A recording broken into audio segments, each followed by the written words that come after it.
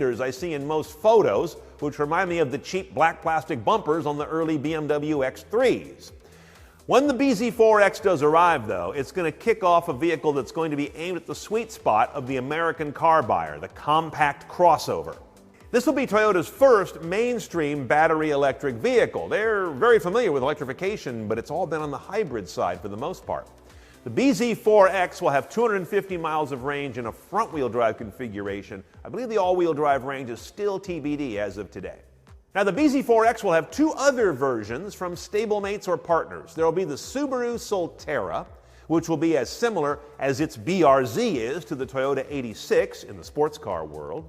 And then there may be a Lexus derivative. This is still a little murky, but they may pick up the bZ4X platform in general and size and turn that into a pure electric compact Lexus crossover. Then there's the Nissan Ariya. Probably prettier than anything you ever thought would wear a Nissan badge. It looks really good. It also costs more than probably anything you thought would wear a Nissan badge, starting at $47 or so. The Ariya will, like so many others, be a 300-mile range vehicle, though that does drop to 265 miles if you get this high-performance all-wheel drive version. And it should also have a new Nissan semi-autonomous driving mode that I hear is going to be pretty impressive. Now, BMW is another one of the standard bearers when it comes to making a truly great benchmark crossover, and in this case, the iX50 is the one to think about. This would be roughly an electrified X5, but it's not an X5. They didn't just retrofit another vehicle. They built this one from the ground up. Whole different platform, chassis, construction, everything. Styling's a little bit love it or hate it, especially around the rear quarters or around the front, with perhaps the largest expression of BMW's new grille design.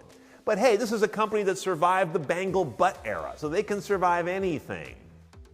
And you won't see the grille because you'll be sitting inside looking at the beauty of iDrive 8 displayed across this enormous widescreen, and by the way, all connected via integrated 5G.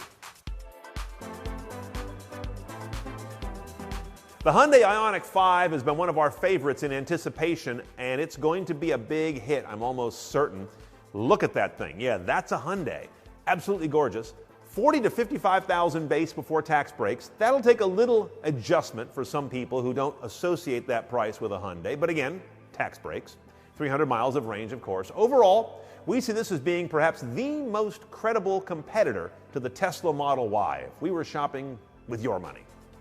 And if you want a slightly different take on the Ioniq 5, go check out the Kia EV6. Same basic underpinnings and structure, but done with the Kia language instead. Now let's say you want something a little bigger and a little more conventional, to be honest, compared to the Ioniq 5 and the EV6. Then you'd look at the Kia Sportage, the 2023 model, which I think carries over some nice design cues from the very premium and popular Kia Telluride. And when it arrives in late 22 with a potential plug-in hybrid powertrain, now it's kind of perfect. Now, when you pull up alongside the next generation of the Mitsubishi Outlander with a plug-in hybrid powertrain, you probably won't even know it. So normal and identical does it look to the conventional vehicle, but that's okay because that little hidden secret delivers 54 miles of all-electric range, at least on the European cycle. Let's say it's 40 or 45 when it's US rated. Still, for a pretty big vehicle to get that kind of range, and enough range for many owners to drive all-electric most days, that's pretty impressive. The 250-mile range VW ID4 is, of course, not new for 22. However, what is new is they're moving production from Germany to Chattanooga, Tennessee, in a vast plant that's being retooled for this kind of vehicle. What that may set up in the future is for it to have more availability and volume, and perhaps lets the price come down from its current 40 plus to maybe something in the mid to upper 30s as a base. That is a big psychological difference. Then there's the Volvo C40 Recharge, not the XC40. The C40 is a little coupe crossover. Great looks, unless you find them polarizing. It's definitely audacious. But this is a vehicle that is pure electric, unlike the XC40, which can be had as a Recharge version or not. And it's also a long list of firsts for Volvo. It's the first Volvo that can be had only as an electric, and I'm talking Volvo here, not Polestar. It's the first one that will only be available with a sustainable vegan interior. And it's the only Volvo that will be sold only through an online portal. About 225 miles of range for this one.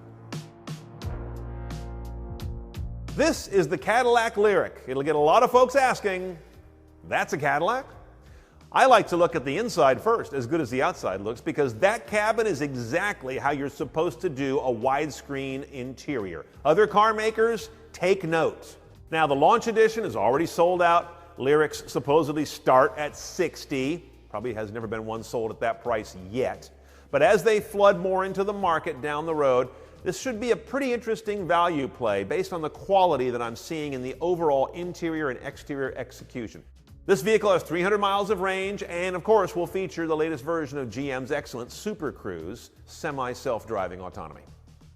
Now, over at Mercedes, EQ means electric car, maybe kind of spelled funny. In this case, the EQB is one to look for in 22. If you like your crossovers to have kind of a high-top sneaker look, kind of a big utilitarian rear with a squared off set of shoulders. It's a handsome, chunky look. When you get inside, I'm not quite as impressed by the way they've done the widescreen cabin, but they've been doing that look for a while. It looks a little tacked on, to be honest, certainly compared to that Cadillac we just saw. And I never got used to the weird pinwheel air vents. There'll be an EQB with a 300 or a 350 variant, and obviously that doesn't refer to liters of engine anymore. The 350 is a higher performance, but they're both dual motor all-wheel drive. It's just a matter of how much performance you want to light up. Audi's Q4 e-tron should combine entry-level luxury, the option of a coupe roofline version, available augmented reality on the head-up display, and about a $45,000 base price, though huge amounts of options mean you'll never really pay that. Now, Jeep's not a name you often associate with electrification, but it's getting there. The new Jeep Grand Cherokee 4xe, coming out in 22, is going to be a plug-in hybrid version of the next generation Grand Cherokee. Looks really good to our eye, and it's available in some trim levels that you normally had to go chase via a Wagoneer. 25 miles of range on a charge before you have to kick over into combustion mode, and I think 470 pound-feet of total torque could make this one a very interesting, powerful, articulated off-roader. The Polestar 3 will certainly be the most mainstream model from this sibling brand of Volvo we've ever seen. And its CEO says that once you get a look at it, you'll see a vehicle that defines the look of SUVs in the electric era. To my eye, it mostly confirms that everyone's doing the same look on SUVs in the electric era, but no matter, it looks good. You can look for a highish 370 or so miles from a charge, partly because when you've got a $70,000 base MSRP, you can build that in. Inside, expect the usual elegant Volvo modernity and probably some of the most impressive semi-autonomy on the market. The Genesis GV60, one that a lot of folks probably don't know about, know that it's coming, even know about Genesis. But it is coming. It's perhaps a polarizing look at a crossover in the electric space. You either love or hate the fact that it's got some real quirky design cues.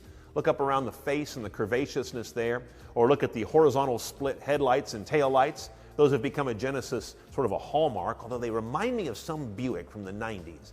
Inside, I think they've done a less excellent job of integrating the now de rigueur widescreen single dash display, but don't miss the rotating crystal orb that is the shifter. If I had not seen this, I would never have believed it.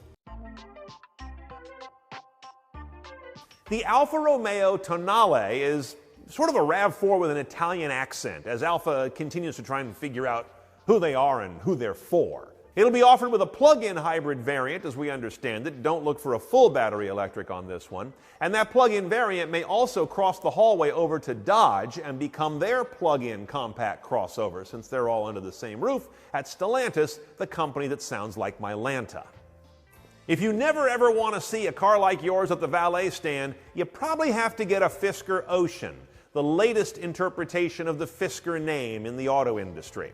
This one, as you can tell by the name, is all about a sustainability message. Aside from being an electric vehicle, it's got a large solar panel on the sunroof that could add, a couple thousand miles of range all year through trickle charging to the big batteries.